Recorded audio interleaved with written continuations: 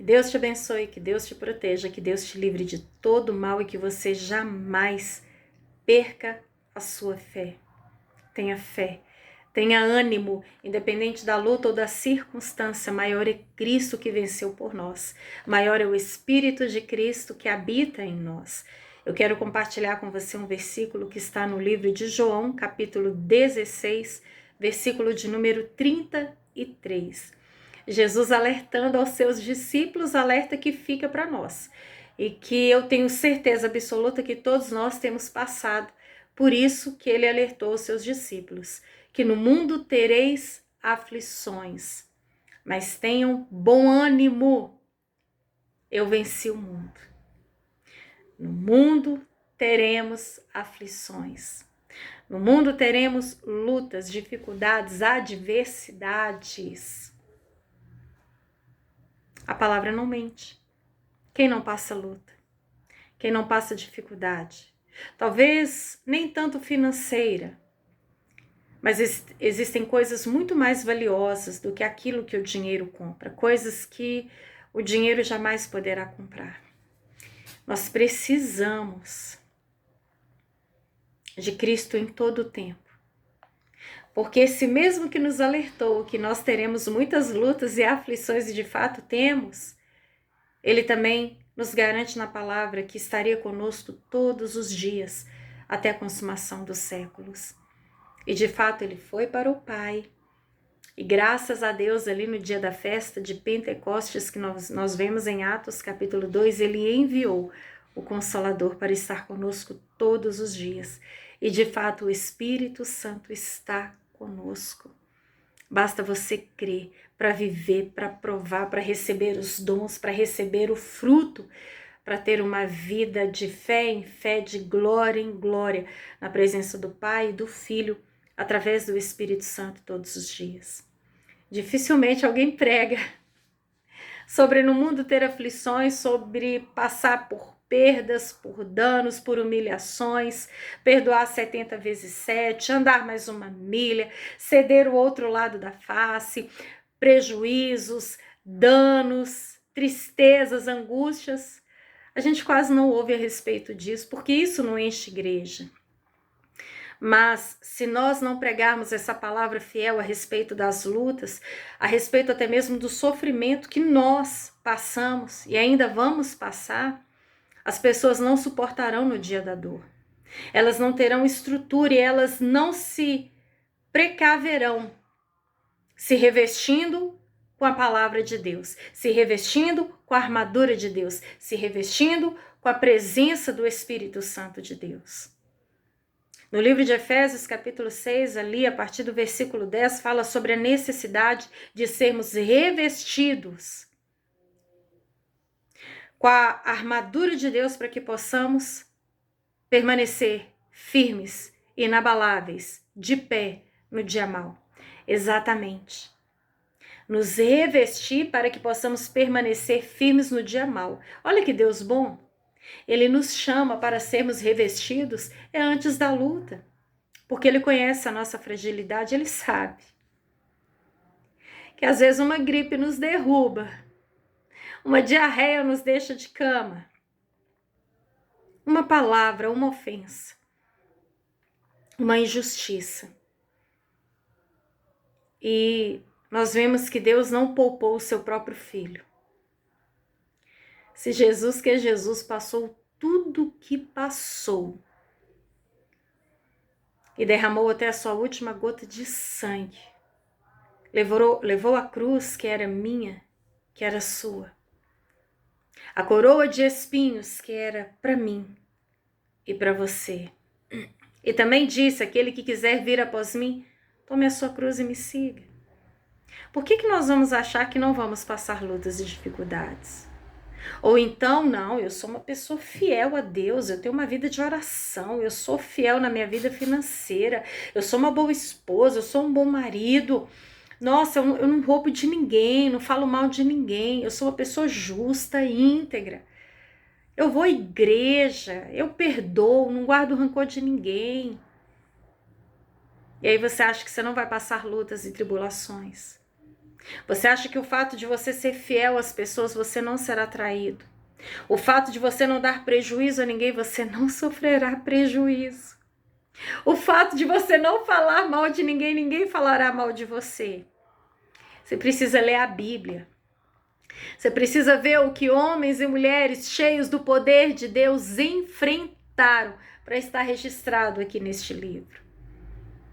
Deus nunca trabalhou com ninguém deitado na rede, balançando para lá e para cá, sem ter nenhum compromisso, sem passar por lutas, dificuldades, sem ter família para cuidar.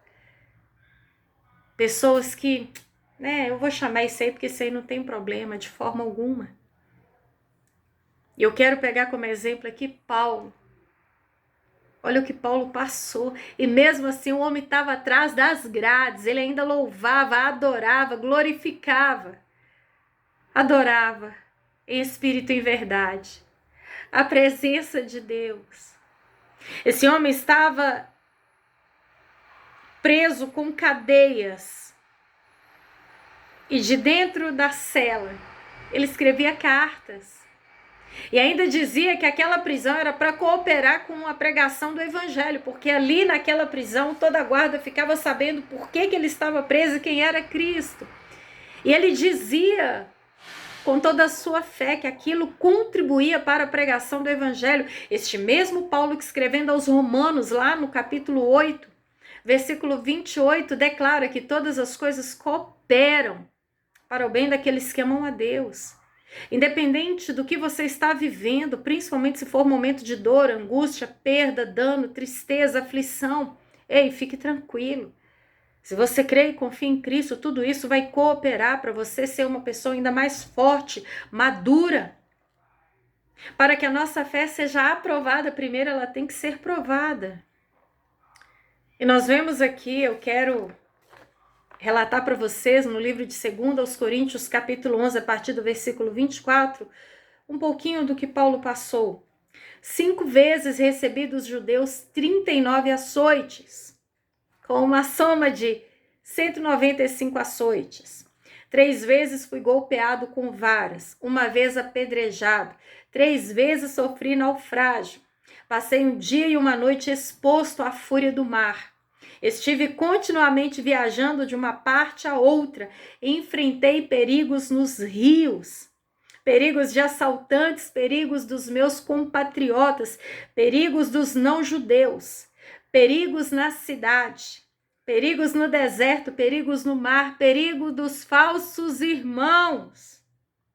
Trabalhei duramente, muitas vezes fiquei sem dormir, passei fome, sede, muitas vezes fiquei em jejum, suportei frio e nudez. Além disso, enfrento diariamente uma pressão interior, a saber, a minha preocupação com todas as igrejas. Esse mesmo Paulo, que em Atos capítulo 20, versículo 22, declara, agora, compelido pelo Espírito, isso quer dizer o quê? Levado, forçado, empurrado, por quem? Pelo Espírito Santo. Estou indo para Jerusalém sem saber o que me acontecerá. Eu só sei que em todas as cidades o Espírito Santo me avisa. Quem avisa? É o diabo? É o inimigo? Não, é o Espírito Santo. Que ele sofreria prisões e sofrimentos. E ainda em Atos 21, versículo 13, ele declara, estou pronto não apenas para ser amarrado, mas também para morrer em Jerusalém, pelo nome do Senhor Jesus. Este mesmo Paulo que logo após ter sido apedrejado em Listra, ele foi dado como morto. Ele se levantou e voltou para o lugar onde ele tinha sido apedrejado. E a sua pregação decorrente a esse episódio foi... Eu leio aqui para vocês Atos 14, versículo 21. Eles pregaram as boas novas naquela cidade e fizeram muitos discípulos. Então voltaram para Listra, Icônio e Antioquia, fortalecendo os discípulos e encorajando-os a permanecer na fé, dizendo, é necessário que passemos por muitas tribulações para entrarmos no reino de Deus. é necessário. Esse Paulo, que ele chegou a um nível a ponto de considerar tudo aquilo que ele tinha, toda a sua fama, sua glória, sua conquista, os seus títulos. Já em Cristo, ele declara que tudo aquilo que ele tinha alcançado, até esse encontro que mudou a sua vida para sempre, tudo aquilo era como esterco. Ele considerava como perda. Esse mesmo Paulo que entendeu que o viver é Cristo, independente do que eu passe com Cristo. E se morrer, estou no lucro. Deus não poupou Jesus. E se não poupou o seu próprio Filho santo, puro, digno, justo, quem dirá nós, que somos falhos, limitados, e que tantas vezes falhamos e pecamos. Ontem uma querida irmã, ela compartilhou comigo uma passagem bíblica que está no livro de Atos, capítulo 9, a partir do versículo 28, onde relata o monte em que Jesus estava, levando consigo Pedro, Tiago e João, e ali ele se transfigurou, e ele teve um encontro com Moisés e Elias. E que glória, que experiência para Pedro, Tiago e João. E aquela querida irmã, ela me declarou que alguns dias ela tem meditado muito nessa palavra, porque as experiências que Pedro teve, Pedro viu Moisés, Elias, conversando com Cristo, viu Jesus transfigurado, ele ouviu a voz de Deus. Esse Pedro que andou sobre as águas, esse Pedro que viu a multiplicação dos pães e peixes, esse Pedro que ele viu Jesus ressuscitar a Lázaro quando já cheirava mal. Ele viu Jesus expulsar demônios, ele viu tantos milagres, tantas coisas sobrenaturais, cego enxergar, surdo ouvir, mudo falar, paralítico saltar de alegria. Esse Pedro negou Jesus 3 vezes. E ela falando comigo, eu não entendo como que esse Pedro que viu tantas coisas gloriosas teve a revelação de que Jesus era o Filho de Deus, o Messias. Esse Pedro que declarou, mestre, para quem iremos se só tu tens as palavras de vida eterna? Esse Pedro negou Jesus. Nós somos falhos. Mas esse Pedro, aleluia, foi restaurado. E quando foi cheio do Espírito Santo na sua primeira pregação, ganhou 3.000 almas. Na sua segunda pregação, ganhou 5.000 almas.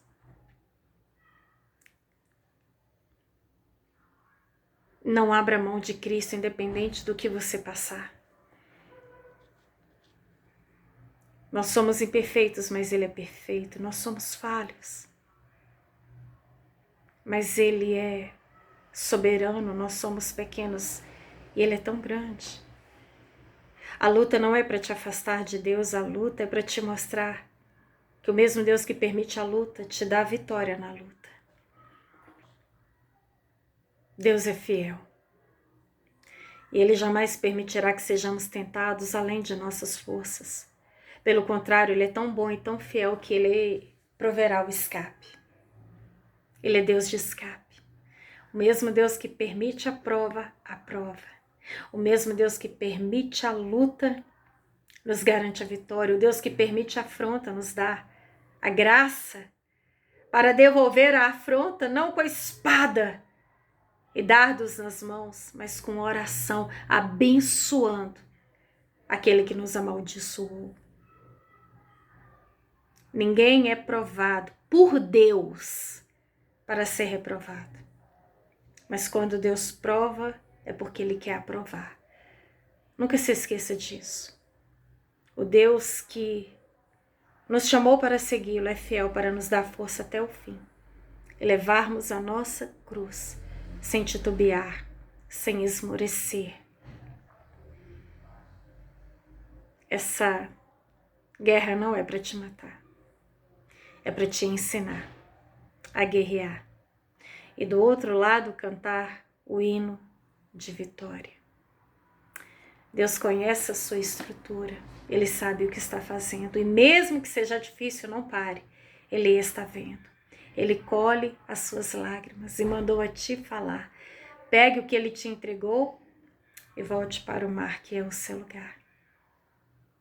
Não desista do que Ele colocou nas suas mãos. Persista e prossiga, porque Ele é fiel para completar a boa obra que começou na sua vida e te ensinar a ser um verdadeiro adorador.